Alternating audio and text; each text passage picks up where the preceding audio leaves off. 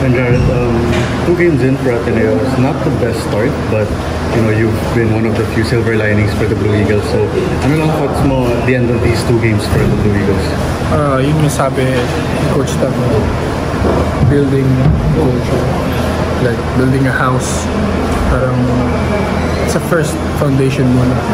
Parang hindi naman kailangan maganda. And parang ano tawag dyan, hindi pa natutuloyan. Parang you can't live pa sa binibuild mong foundation.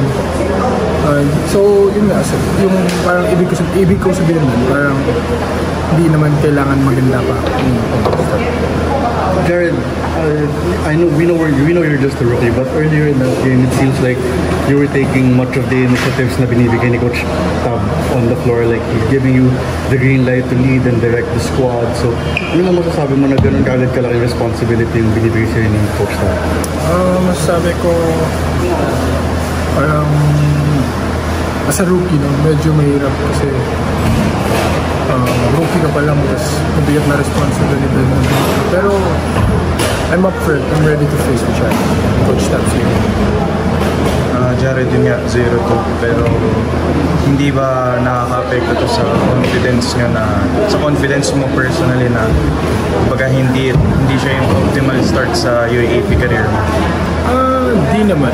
For me, di naman ito yung dead end. Dami pang games. And sa 2 losses, parang dami kami na-learn and matadala namin sa for the rest of the season and sa future. Sa'yo mismo, ano yung sa tingin mo pwede mo pang maibigay para sa next game possibly makakuha kayo ng siguro more leadership and competitiveness.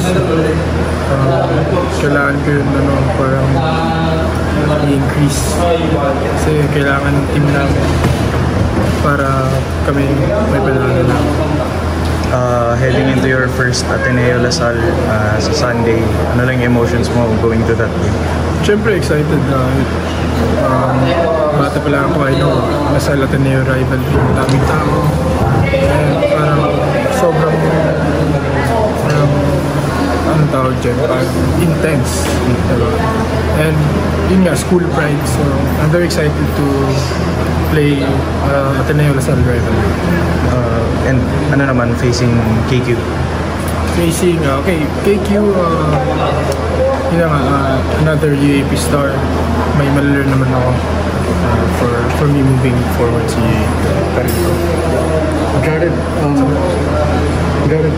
earlier before the game, may pressure ba sa end ng Ateneo because you guys knew na it's been 9 years since UST had their first win against you guys? Parang nagka-pressure ba sa inyo na parang we can't lose kasi it's been 9 years or wala naman? Hindi naman namin pinag-usapan yun, pero pinag-usapan namin na need namin manalo kasi parang yung sabi ni Coach na parang anong tawag yun, parang booster for the season lang.